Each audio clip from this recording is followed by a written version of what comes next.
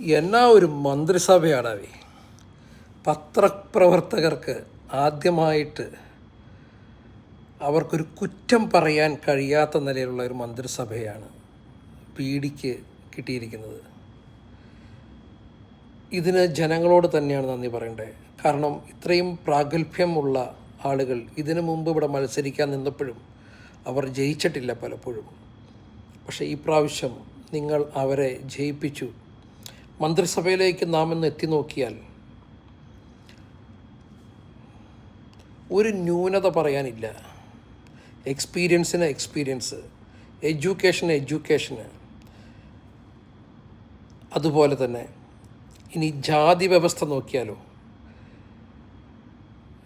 വർഗം തിരിച്ചു നോക്കിയാലോ, എല്ലാ മേഖലയിലേക്കും ആളുകളെ കൃത്യമായി കണ്ടെത്തിയിട്ടുണ്ട്. സൂപ്പർ. ഇനി ഇവരുടെ പെർഫോമൻസും കൂടി നന്നായി കഴിഞ്ഞാൽ കേരളം ഇതുവരെ കാണാത്ത ഒരു ഭരണം നമുക്ക് കാണാൻ കഴിയും.